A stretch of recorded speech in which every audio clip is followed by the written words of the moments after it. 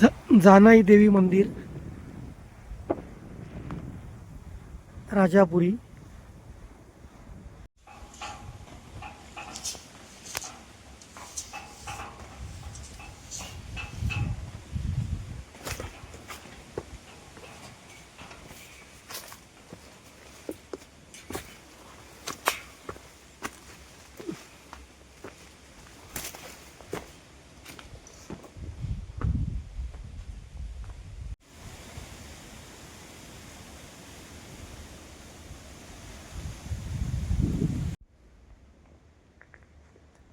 मित्रांनो, आपण आता मंडपगड या ठिकाणी आलो आहे।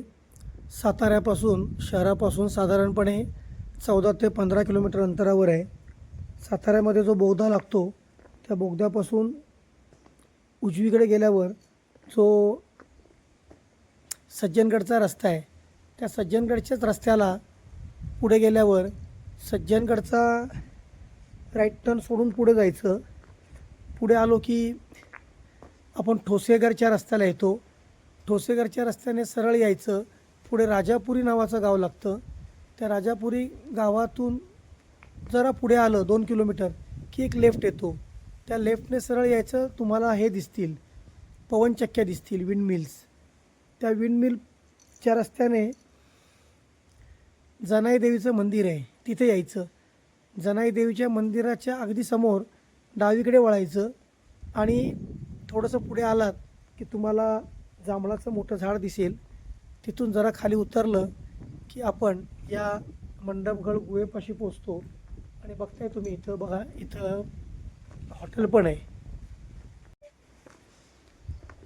बघा हॉटेल आहे, हॉटेल संघर्ष, खास चुलीवरचे जेवण, व्हेज नॉन व्हेज, मंडपगड सरपंचांचंच आहे। ॲड्रेस बघा, मुक्काम बेंडवाडी, पोस्ट आसनगाव, तालुका जिल्हा सातारा।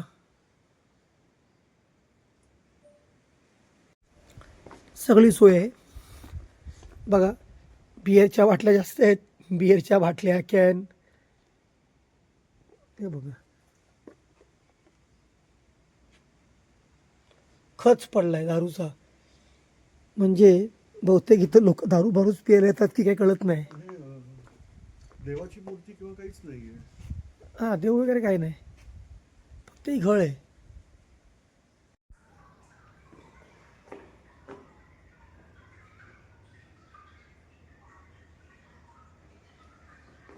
गुहेत पाणी बघा किती आहे, संपूर्ण गुहा पाण्याने भरलेली आहे।